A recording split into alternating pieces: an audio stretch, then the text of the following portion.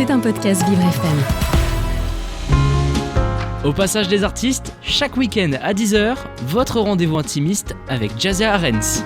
Bonjour à tous et bienvenue au Passage des artistes. Comme tous les samedis à 10h, je vous retrouve pour une parenthèse artistique en compagnie de mon invité afin de parcourir ensemble ces passionnantes histoires autour de son parcours. Révélé par son rôle de petite amie de Sophie Marceau, je ne me trompe pas, dans La Boum 2. Il était sans doute loin d'imaginer que sa première apparition à l'écran en 82 allait sans doute changer sa vie. Chanteur, compositeur également, il est un amoureux des voyages. Il a toujours ouvert ses perspectives à de nouvelles aventures. Pierre Cosso, bonjour. Bonjour, merci de m'avoir invité. Merci d'avoir accepté mon invitation. Je suis ravie parce que moi, très très jeune, j'étais très amoureuse de vous. Voilà, donc je l'ai fait un peu aussi pour moi. Voilà, je tenais à le dire. Et puis bon, il y a prescription aujourd'hui, on peut en parler librement. Comment ça va ? Ça va bien. Je suis parisien depuis pas très longtemps. Ça vous change pas trop ?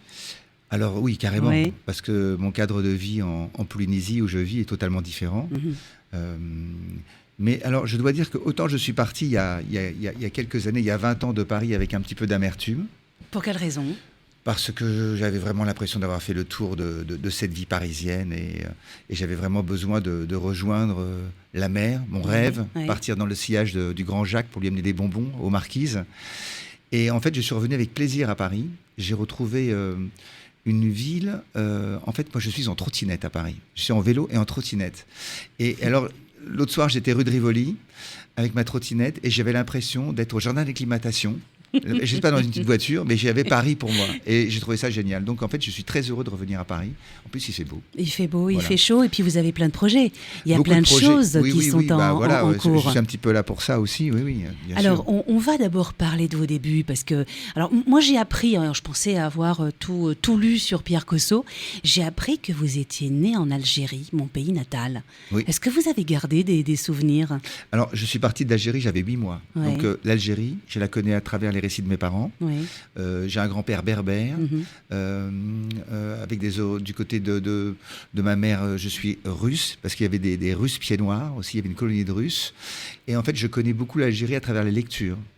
Par exemple, je conseille ce livre de Yasmina Khadra, Ce que le jour doit à la nuit. Magnifique. Voilà, magnifique. L'histoire de Younes.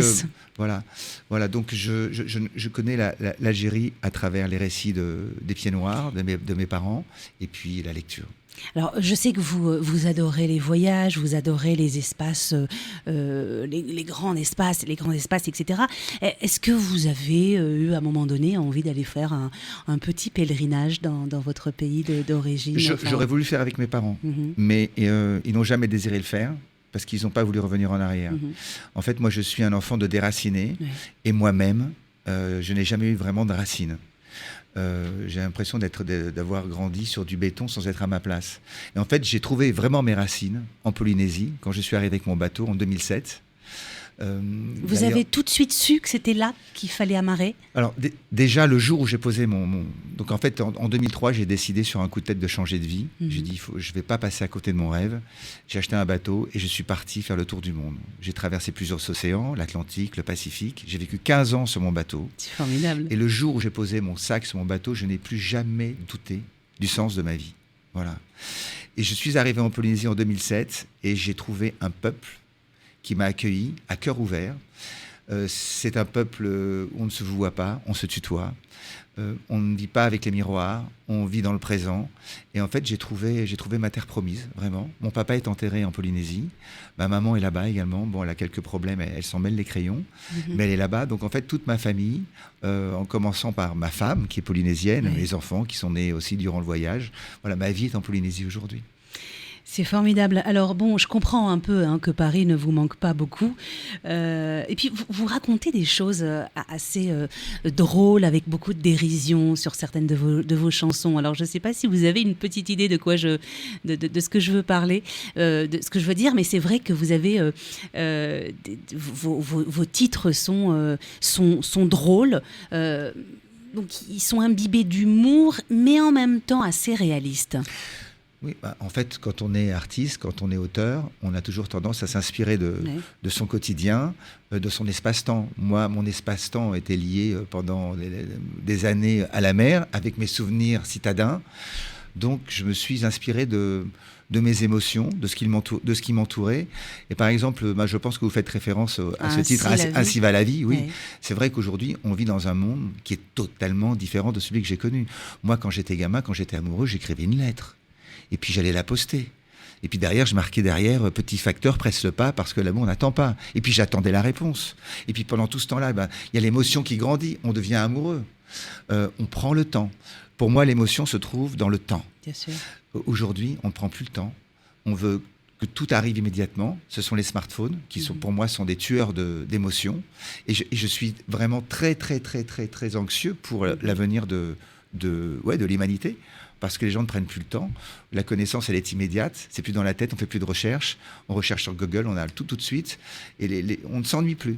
Je pense que c'est dans l'ennui qu'on trouve l'émotion et dans la l'imaginaire. Curiosité également. Et les gens, c'est vrai que ne prennent pas le temps d'être curieux puisque l'information arrive tout de suite. Alors, il y a du bon, bien évidemment. Quand on est artiste, l'information passe beaucoup plus vite. La promotion passe beaucoup plus vite. Il y a de très belles choses qui se font avec les réseaux, notamment les réseaux sociaux d'ailleurs. Ouais. Mais il est vrai qu'il y a le revers de la médaille. Et vous l'écrivez très bien d'ailleurs dans cette chanson. J'ai la haine des antennes qui nous défoncent le cerveau, mais je deviens hystérique. Je deviens hystérique dès qu'il n'y a plus de réseau. C'est vrai. Justement, et puis on va en profiter puisqu'on va l'écouter tout à l'heure, mais c'est vrai que c'est une chanson qui interpelle quand on a connu autre chose. Alors bien sûr qu'on peut se faire traiter de vieux réac parce que justement nous avons connu, on doit être de la même génération, on a connu d'autres choses, vous le disiez très bien tout à l'heure, l'impatience d'une rencontre, l'impatience de l'amour, etc. Le temps avait une valeur, aujourd'hui on l'a un peu moins. Puis surtout qu'au téléphone, aujourd'hui on ne demande plus comment vas-tu, on dit où es-tu. Tout a changé. C'est bien triste. Pierre Cosso, vous disiez, parce que j'avais lu quelque part, je ne sais où, on peut avoir une seule vie, mais plusieurs existences. Oui. J'adore. Et cette phrase m'a tout de suite interpellée lorsque je l'ai lue. Si vous deviez en choisir une d'existence, ce serait laquelle ? Est-ce que ce serait le Pierre Cosso à l'époque de la Boom 2 avec c'est celle Sophie que je vis Marceau, aujourd'hui, voilà. parce qu'en fait, le fait de changer d'existence, c'est un moyen de s'enrichir et à chaque fois, on devient meilleur. Mm-hmm. On devient... Oui, quand je dis meilleur, c'est ça. Moi, je crois vraiment dans un monde meilleur. D'ailleurs, c'est le titre de mon album. Je pense que l'être humain doit évoluer. Il passe par des différentes expériences. Hein. On dit toujours l'expérience, c'est la succession des échecs. Moi, j'ai beaucoup d'expérience. Je peux le dire aujourd'hui parce que j'ai vécu pas mal d'échecs. Enfin, vous êtes né en 61, donc on fait le calcul du fait. Voilà. Et c'est vrai que on dit souvent on vit qu'une fois. C'est pas vrai. On meurt une fois. Par contre, on peut vivre plusieurs fois. Et autant, j'ai toute une partie de ma vie où j'ai été citadin, où j'étais dans le monde du cinéma, du théâtre. Après, j'ai vécu pendant 15 ans sur la mer, j'ai carrément changé de vie. Et aujourd'hui, j'ai échangé les planches du pont de mon bateau contre les planches de la scène, mais cette fois-ci avec une guitare, des chansons et un groupe et des musiciens. Et ce qui est incroyable, c'est que je ne suis pas sur un plan carrière du tout. Je suis sur un projet de partage. Oui. Ce groupe... Et de plaisir également. Oui, parce que l'émotion est dans le partage. Voilà. Je pense que la vie ne vaut la peine d'être vécue que si elle est partagée avec les autres. Et pour la partager, ça passe par l'émotion. Et la meilleure manière de partager l'émotion, ce que j'ai trouvé, c'est la musique et les paroles. Voilà. Et moi, quand je suis sur scène et que je vois le public rire ou pleurer, quand je vois les yeux briller, je me sens chez moi. Et en fait, je suis quelqu'un de très altruiste. Je suis toujours disposé à parler avec tout le monde. C'est ce que j'ai remarqué à Paris. Voilà. À Paris, quand on marchait dans la rue, on se regardait avant. Aujourd'hui, les gens ne se regardent plus. Et pourtant, si on s'arrête et qu'on parle, on trouve tout de suite un sourire. Donc, c'est pas perdu. Je pense que tout le monde râle de son côté en disant « c'est plus que comme avant ». Mais tout le monde dit la même chose. Alors, puisqu'on est conscient de ça, il faut changer les choses. Il va falloir que quelqu'un, en tout cas, fasse le premier pas. Eh bien, la musique sert à ça. On parle de Pierre Cosso & Co. Ah oui, alors le & Co est très important pour moi. Bien sûr. J'aurais jamais voulu m'appeler Pierre Cosso tout seul en tant qu'artiste parce que pour moi, c'est le groupe. Il n'y aurait pas de Pierre Cosso s'il n'y avait pas Enco. Enco, c'est tous les musiciens qui m'entourent. Alors, il y en a qui sont de passage. En Polynésie, nous sommes 7. Pour ce concert à l'Alhambra, donc le 25 septembre, dimanche, il n'y a qu'un seul des musiciens qui a pu se libérer parce qu'on a dû faire des concerts en Suisse, enfin un peu partout. Et donc les autres ne pouvaient pas se libérer. Mais voilà, pour moi, c'est une aventure musicale. Je me suis entouré de musiciens vraiment virtuoses. Quand je dis virtuoses, ils sont virtuoses déjà dans le cœur. Et donc, ils ont épousé mon projet, mes mélodies, mes textes avec amour. Et j'ai eu la chance d'avoir un producteur ici qui a eu le génie de trouver des musiciens sur place avec lesquels j'ai répété pendant 48 heures 18 titres. Et ils ont donné des ailes à mes titres. Et j'en ai pleuré en répétition parce que je ne les avais jamais entendus sonner comme ça. Je pense que les musiciens, on est une grande famille. Qu'on soit parisien, qu'on soit polynésien, quand on est musicien, quand on est artiste, quand on joue avec le cœur, on se retrouve. Et c'est cette magie, moi, qui motive ma vie aujourd'hui. Ouais. C'est transmettre l'amour, l'amitié, les histoires avec mes musiciens. Alors justement, vos musiciens, parce que vous en parlez tellement bien que je ne peux pas ne pas vous poser la question. Vous les avez rencontrés comment, dans quel contexte, comment s'est fait a pu se faire cette rencontre? J'en ai rêvé en fait.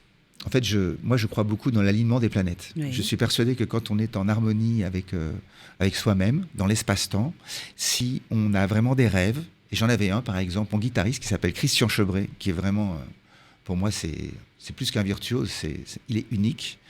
Je l'ai vu jouer en Polynésie. Oui. Il faisait un Pink Floyd tribute, et c'était David Gilmour, quoi, à la guitare. Et je me disais, si un jour je pouvais avoir un musicien comme ça dans mon groupe. Et les choses se sont faites naturellement. Ouais. Il se trouve que le guitariste qui jouait avec moi à ce moment-là a dû quitter le groupe. C'était l'ami de Christian qui a pris sa place. Et puis, j'ai eu un bassiste incroyable qui joue aujourd'hui avec les Cassons Suisses, qui s'appelle Vatea Le Gaïc, qui est parti lui aussi en tournée. Mais là, je viens de rencontrer notre bassiste, Clémence. On a une femme dans le groupe, mais qui joue de la basse. Mais elle a un toucher avec le batteur Valentin. Mais vraiment, c'est étonnant. Moi, je dis pas ça pour faire leur promo, mais quand j'ai fait ces 2 jours de répétition, j'avais les larmes aux yeux de voir comment des musiciens comme ça se sont appropriés mes titres et les ont transcendés. C'est magnifique. Il y a une harmonie, une fusion, une espèce de choses complètement irréelles qui se passent. Ce sont des musiciens professionnels, mais ils sont tous venus me voir pour me dire qu'ils aimaient mes chansons et qu'ils étaient heureux de les jouer. Et je pense que quand on est musicien, on est au service des autres, mais le must, c'est d'être en harmonie, puis d'aimer ce qu'on joue. Et ça, je sais qu'ils aiment. Ils aiment ma musique. Et ça, effectivement, voilà. C'est primordial quand on joue en groupe pour un public, bien évidemment. Le public le sent tout de suite, lorsque les choses se passent bien, ou pas, d'ailleurs. Pierre Cosso, on va s'écouter un titre que j'aime beaucoup, parce qu'il est, je vous le disais tout à l'heure, il est plein de dérision. Il est un peu moqueur, avec des petits pics, etc., mais tellement réaliste. En tout cas, moi, ça m'a parlé. Donc, j'invite mes auditeurs en tout cas, je le propose aux auditeurs. Ainsi va la vie. Vous écoutez Au Passage des Artistes avec Jazia Arens. Vous êtes toujours à l'écoute de Vivre FM. Nous sommes au Passage des Artistes. Et bien évidemment, qui dit artiste dit chanson. Et j'ai le plaisir de recevoir en deuxième partie. Nous sommes déjà en deuxième partie d'émission. Mon cher Pierre Cosso, il va falloir qu'on se dise un maximum de choses avant la fin. Est-ce qu'on peut parler un peu de votre album? Comment c'est écrit? Comment c'est fait? Le choix des chansons, la musique? Comment c'est construit cet album? Alors, en fait, pendant mon tour du monde, j'ai vécu pendant 15 ans entre le ciel et la mer avec 2 guitares. Et pendant ce tour du monde, j'ai toujours joué de la guitare. Je gratouillais. Mm-hmm. Et puis, il s'est passé un événement terrible dans ma vie. J'ai perdu mon papa il y a 3 ans. Il est parti dans mes bras. J'ai eu la chance d'être à ses côtés quand il est parti. Et ça a été le déclencheur. Parce que, pour ne pas sombrer dans l'abîme laissé par son absence, je me suis raccroché aux cordes de ma guitare et je me suis mis vraiment à composer et avoir presque une écriture automatique. Je pense notamment à une chanson qui s'appelle « Je voudrais t'attendre ». Et j'ai commencé à écrire cette chanson. Et alors, c'est marrant parce que moi, autant il y a des années, dans les années 80, j'avais sorti des disques et je mettais des mois pour écrire un texte. Aujourd'hui, à mon âge, avec l'expérience, ce que j'ai vécu, j'ai une écriture beaucoup plus évidente, plus instinctive, plus mature. J'ai beaucoup de choses à raconter. Et souvent, quand j'écris, les mélodies et les textes viennent ensemble. Et je me dis pas, tiens, je vais faire une chanson sur... Il y a des mots qui viennent tout seuls. Je pense à « Je voudrais t'attendre ». Un matin, je me suis réveillé. Mon fils m'a dit... Papa, je pense qu'il faudrait que tu ailles voir papy, que tu lui dises je t'aime. Je dis pourquoi ? Parce qu'il faut que tu lui dises. Et j'ai senti que par là, il y avait un message. Et je l'ai amené à l'école et en revenant, je me suis assis sur mon tabouret, j'ai pris ma guitare, j'ai mis un accord en do et c'est venu tout seul. C'était je voudrais t'attendre là où s'arrête le temps, apprivoiser chaque seconde pour qu'elle dure encore 100 ans. Et ça, c'est venu tout seul. Et moi, je pense qu'un artiste, c'est pas un créateur. Je pense que on est là pour découvrir des choses qui existent déjà. C'est juste une question d'ouverture d'âme à un moment précis. Et c'est vrai que c'est plus facile de créer dans la souffrance que dans le bonheur. Et je pense que ça a été un tel départ pour moi, le départ de mon papa, que de là-haut, peut-être, il m'envoie plein de choses. Je me les envoie toutes seules, mais je surfe sur les vagues d'inspiration. Et si vous écoutez mon album, qui s'intitule Pour un monde meilleur, vous trouverez des chansons qui parlent de la mer, qui parlent de mon papa, qui parlent des chansons qui sont urbaines, notamment Pour un monde meilleur. Il y a des fictions, je m'inspire, voilà. Mais j'aime bien en général raconter des histoires peut-être un peu tristes, mais sur des mélodies gaies. J'aime bien ce contraste. Oui, ce paradoxe. Pierre Cosso, est-ce que aujourd'hui, parce que vous avez fait plein de choses, du théâtre, du cinéma, est-ce que vous avez même dansé d'ailleurs, je l'ai appris, alors pas chez nous malheureusement, mais vous avez également participé à une émission autour de la danse, donc vous dansez également, même si vous n'êtes pas professionnel. Est-ce qu'il y a des choses que vous regrettez parce que vous n'avez pas eu le temps de les faire, ou est-ce qu'aujourd'hui vous êtes plutôt serein ? Non, je suis vraiment serein. Je suis juste conscient que le ruban se rétrécit et donc chaque seconde est très importante pour moi. Je ne veux pas perdre mon temps. Je veux embellir chaque seconde de ma vie. Et je vais revenir à l'Alhambra, à notre concert du 25 septembre. Pour moi, c'est un rendez-vous très important parce que ça représente 3 ans de travail. Je porte les rêves de toute une famille de musiciens qui ont contribué à l'écriture de cet album. Et même s'ils ne sont pas présents sur scène le 25, tous, ils seront dans mon cœur. Ouais. Et pour moi, c'est très important cette date, le 25 septembre à l'Alhambra, parce qu'il va y avoir des professionnels, parce que l'objectif, c'est de partir en tournée l'année prochaine à travers la France, et puis l'Italie et l'Allemagne, parce que j'ai un public là-bas. Ça veut dire qu'on est en train d'écrire l'adaptation de ces chansons en anglais, parce que en Allemagne, j'ai eu une carrière aussi de chanteur, c'était en anglais. Mais voilà, ce rendez-vous de l'Alhambra, pour moi, il est primordial. Et je suis tellement heureux de pouvoir monter sur scène. J'ai un Facebook et un Instagram, parce que j'ai beau critiquer les réseaux sociaux, je m'en sers également. Et c'est fabuleux. Pour moi, mon public, il est situé entre 30 et 65 ans. Et les messages que j'ai, je réponds à tout le monde. Vraiment, je prends du temps pour répondre. Et je trouve sur mon parcours des gens qui m'écrivent et qui ont vraiment compris mon message, ce qui fait que je sais qu'il va y avoir beaucoup de gens qui seront là à l'Alhambra le 25 septembre.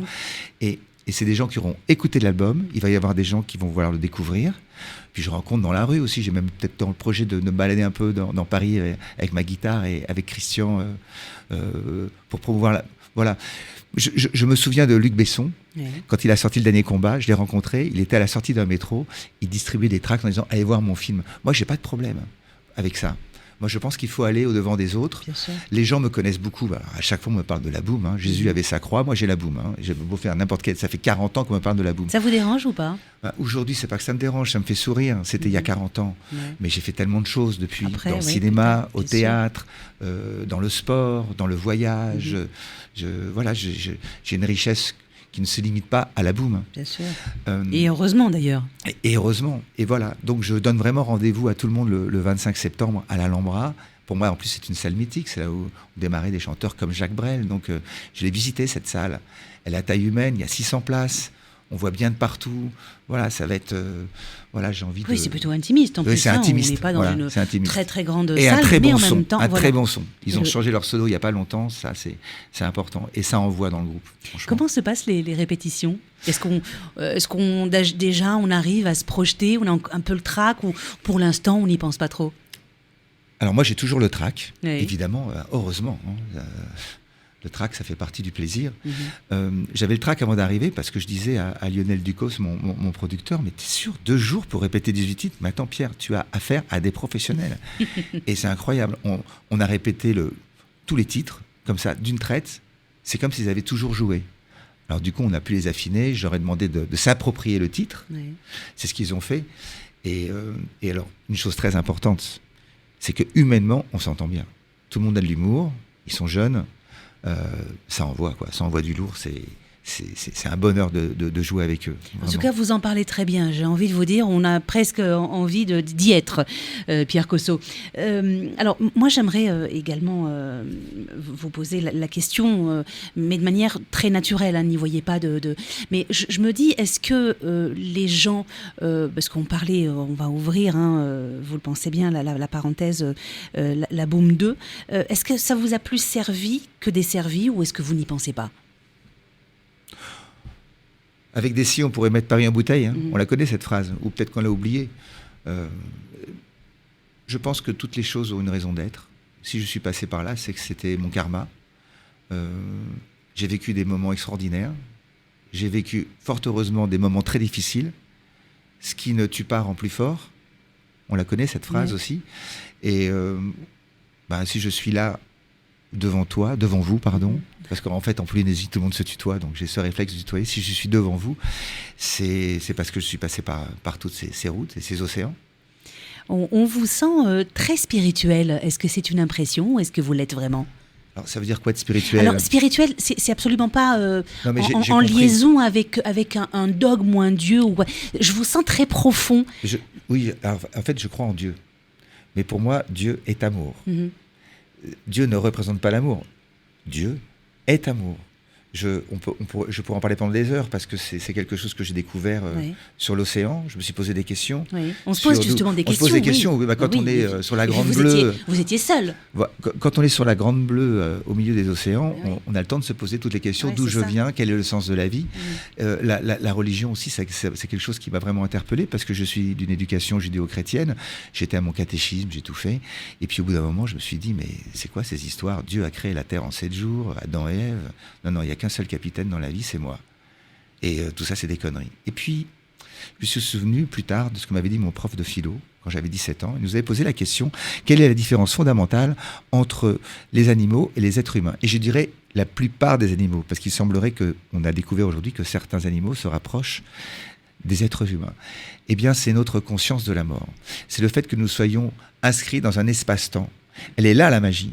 Et moi, ma révélation, c'est que je pense qu'un animal, il y a 5 millions d'années, a pris conscience de lui-même le jour où il a ressenti pour la première fois l'émotion d'amour. C'est-à-dire que je pense que l'émotion d'amour est le créateur de l'homme. C'est cette émotion qui lui a fait prendre conscience de l'espace-temps. L'émotion d'amour n'est pas une création de l'homme. C'est l'homme qui est une création de l'émotion d'amour. Alors quand on a compris ça, la seule voie, c'est d'être dans l'amour. Donc l'amour, c'est le partage, c'est la musique, c'est le sourire, c'est quelque part le message de Jésus aussi. Oui, et puis beaucoup de bienveillance également, c'est important. On fait une pause, mon cher Pierre Cosso. On va se faire une pause, on va écouter un autre titre de vous, et puis on revient. Vous écoutez Au Passage des Artistes avec Jazia Arens.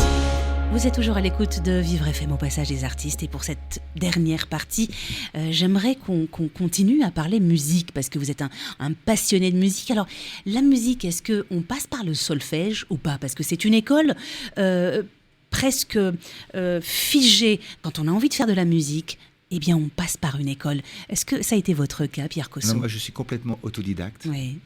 J'ai démarré la guitare quand j'avais 14 ans, après le piano quand j'en avais 17, après la batterie, la basse.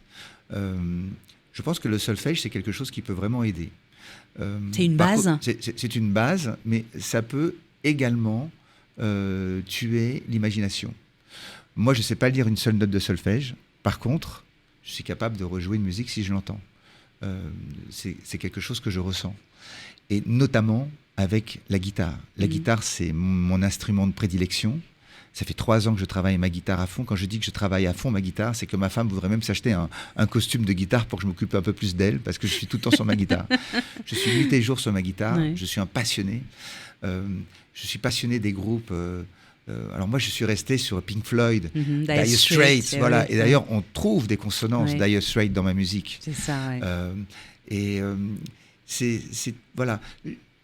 J'ai un fils qui fait du rap, qui fait du hip-hop. Pourquoi pas? Voilà. Moi, j'aime toutes les musiques à partir du moment où il y a de l'émotion. Et de l'émotion, on la trouve souvent dans la mélodie. Je n'aime pas les chansons de haine.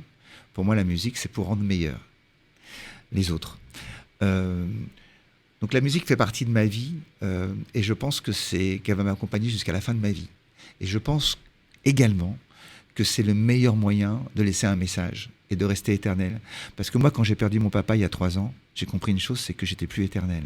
Et c'est peut-être pour ça que je me suis raccroché au corps de ma guitare, pour avoir cette éternité, justement, l'éternité de ces secondes. Mais est-ce que, alors parce que j'écoute vos paroles, bien évidemment, et les questions arrivent selon ce que vous me dites, et j'essaye de faire cette jonction entre le décès, le départ de votre papa, j'ai toujours détesté ce mot, le départ de votre papa et la guitare, est-ce que c'est un lien, c'est quelque chose qui vous relie à votre Alors c'est histoire? marrant que vous posiez cette question parce que quand j'avais 14 ans, j'étais très heureux de montrer à mon père que je savais jouer le Sud de Nino Ferrer. Et il m'a regardé et m'a dit « Ça, c'est pas de la musique, tu seras jamais un musicien. » Je lui ai dit « Mais pourquoi tu me dis ça, papa ?»« Parce que tu connais pas ton solfège. » Et donc toute ma vie, j'ai essayé de prouver à mon père que je pouvais être un musicien. Et en fait, je suis devenu vraiment musicien le jour où il est parti. Et donc, aujourd'hui, je pense qu'il me regarde de là-haut. Et je sais que le 25 septembre, il sera présent à l'Alhambra avec moi. Ça, c'est sûr et certain. Parce qu'en fait, c'est ça qui est dingue. C'est que, en fait, lorsque les gens ne sont plus là, en fait, ils sont toujours là. Quand on est attaché à quelqu'un, comme je l'étais à mon papa, on s'habitue... on n'oublie jamais, on s'habitue à vivre avec l'absence. Et cette absence fait ma force. Les artistes ont toujours nourri leurs fêlures, leurs blessures, et d'ailleurs, c'est un peu grâce à ça qu'ils arrivent à avoir de l'émotion pour écrire, pour composer, etc. Si on devait parler de votre fêlure, est-ce que ce serait cela, ou est-ce que vous vous nourrissez d'autre chose ? Alors, j'aime bien vos questions. En fait, je pense que j'ai une fêlure en moi, mais je ne la connais pas. Mais par contre, elle jaillit dès qu'il y a un motif d'éprouver de l'émotion. Si je vois quelqu'un monter sur la première marche du podium, je peux pleurer parce que je sais tout le travail qu'il y a derrière. Quand je vois un film, je suis capable d'être bouleversé pendant des heures et de devoir rester seul pour vivre cette tristesse. Quand je répète mes chansons, quand je suis avec mes musiciens, ils pourront vous le dire, la première épisode, j'ai fondu en larmes parce qu'en fait, je dois avoir une fêlure, une corde qui vibre depuis longtemps. Je ne sais pas si je l'ai hérité de mes parents, mais je pense que c'est peut-être le propre des artistes d'avoir une fêlure qui fait qu'on vibre et pour exister, on crée. Il nous reste quelques minutes, mon cher Pierre Cosso. On va retourner à l'Alhambra parce que c'est là-bas où les choses vont se jouer. Alors, dites-nous tout. Comment ça se passe? C'est où? À quelle heure? Quand? Est-ce que vous revenez? Est-ce que si on rate l'Alhambra le 25 septembre, il ne faut pas rater l'Alhambra le 25 septembre. Voilà. Est-ce qu'il y a une séance de rattrapage, par exemple? Alors, les séances de rattrapage, elles existeront peut-être l'année prochaine s'il y a une tournée. Mais en fait, cet Alhambra, il est vraiment important. Parce que c'est ce qui va tout déclencher. Et moi, je sais que ça va bien se passer, parce que ça ne peut pas être autrement, parce que c'est la route logique, voilà, de cette traversée émotionnelle. Donc, voilà, pour ceux qui nous écoutent, je vous donne rendez-vous le dimanche 25 septembre à l'Alhambra. C'est à République, c'est une salle mythique. C'est à 17h. Ouverture des portes à 16h. Il ne faut pas se tromper d'horaire, on est d'accord. Voilà, il y aura une première partie Je peux pas dire parce que c'est une grosse surprise. Oui. Voilà, c'est une grosse surprise. Mais une grosse surprise, ce serait quoi? Un duo? Ce serait, C'est une surprise. C'est une surprise. Non, mais dans quel ordre, je veux dire? Est-ce que ce serait un duo, oui. Duo également. Et puis surtout, à la fin du concert, on va tous se retrouver parce que l'Alhambra possède un étage, on peut tous se retrouver. Et en fait, c'est ça que j'attends aussi, c'est je vais retrouver les gens, mon public sur scène, je vais faire découvrir mes chansons pour certains. Pour d'autres, ils vont les écouter tout simplement en live parce qu'ils ont écouté déjà dans l'album. Et puis surtout, pouvoir retrouver les gens. Et puis parce que ça fait quand même des années que j'ai un public qui me suit. On a grandi ensemble. Oui. On a vécu ces années d'insouciance ensemble. Cette insouciance qui malheureusement disparaît. Ou du moins, on dit qu'elle disparaît. Mais on peut la rallumer avec la musique. Il faut avec la musique, et pour ceux qui ne sont pas dans le domaine de la musique, et ben ça s'allume avec d'autres choses, des mots, un regard, un sourire. On arrive toujours à allumer quelque chose entre les gens. Pierre Cosso, on vous sent nostalgique. Est-ce que c'est le cas? Est-ce qu'aujourd'hui, avec du recul sur la musique, sur la façon de vivre, on parlait des réseaux sociaux et d'Internet, etc. Est-ce que vous êtes nostalgique aujourd'hui d'un temps révolu? Alors, je suis un grand nostalgique. Et c'est pour ça que je suis un hyperactif et que je suis sans arrêt dans le présent et dans la créativité. Parce que si je m'arrête, j'ai le passé qui revient. C'est pour ça, par exemple, j'ai des chansons qui sont très nostalgiques. Comme par exemple Marie Delair, qui raconte... Qu'on va écouter d'ailleurs à la fin de l'émission. Qui raconte, en fait, c'est une histoire d'amour qui démarre entre deux enfants et qui va jusqu'à la fin. Voilà, elle est très belle, cette chanson. Je me suis un petit peu inspiré. Il y a un dessin animé que j'ai adoré, je crois que c'est Pixar, qui s'appelle Là-haut. Ouais. Et ce dessin animé, c'est un vieux monsieur qui est tout seul dans sa maison, et puis autour de sa maison s'est construit toute une ville, et puis un enfant lui offre des ballons, il part avec ses ballons et sa maison pour retrouver sa femme qu'il a quittée. Et au départ de ce dessin animé, il y a un petit court-métrage en dessin animé qui dure 3 minutes, mais qui est bouleversant. Et Marie Delair, c'est ça. C'est cette histoire d'amour entre ce monsieur qui raconte son histoire avec Marie Delair. Marie, elle est dans les airs. C'est quelque chose de planant. Et tout ça avec la guitare de Christian Chebret, les consonances de Dire Straits, qui, moi, c'est un de mes titres préférés. Pierre Cosso, j'ai presque envie de vous poser une dernière question parce qu'il nous reste encore quelques minutes. Évidemment, je vais en profiter. Vous croyez à quelque chose d'autre après la vie? Oui. Sous quelle forme? Réincarnation, autre chose? Alors, je pense justement que cet amour dont nous parlions tout à l'heure, qui est le propre de l'homme et de certains animaux, c'est quelque chose qui ne peut pas mourir. Je pense que cet amour qui nous donne cette conscience de l'espace-temps, je pense et j'espère que ça migre. Alors, je ne sais pas dans quelle dimension, mais heureusement, nous n'en avons pas la représentation. Ouais. C'est un grand mystère. Certains diront il est grand le mystère de la foi. Voilà. Je me suis beaucoup intéressé au Near Death Experience, les NDE, ces gens qui sont morts pendant un certain temps et qui sont revenus et qui ont été capables de raconter exactement ce qui s'était passé. Pas seulement, mais vraiment, ils ont vu, ils étaient capables de raconter les blagues, de dire comment était. Et beaucoup racontent qu'il y a un passage. Peut-être un passage des artistes. Oui. Un passage des artistes. Ce serait le meilleur d'ailleurs des passages. Il y a un passage et je crois dans ce passage. Moi, je pense que mon papa est passé par ce passage. Et par contre, je suis persuadé qu'il est là avec moi, pas seulement dans mes souvenirs et dans mon amour, mais je pense qu'il est là. Quand il est parti dans mes bras. J'étais avec ma femme et je l'ai serré dans mes bras. Et je dis, vas-y, papa, pars, je vais m'occuper de maman. C'était terrible, j'ai perdu mon papa, mais il souffrait tellement il fallait qu'il parte. Et je lui ai dit, il s'est passé un truc incroyable. Voilà, juste une chose. Quand j'ai enterré mon papa, j'ai demandé un signe. Donne-moi un signe que tu es là. Et quand j'ai jeté ma poignée de terre, il y a un papillon qui est sorti. Et tout le monde l'a vu. Et je l'ai écrit d'ailleurs dans cette chanson, Je voudrais t'attendre, une poignée de terre dans le creux de ma main, un papillon s'envole sur le chemin. Moi, j'y vois un signe, c'est peut-être enfantin. Voilà.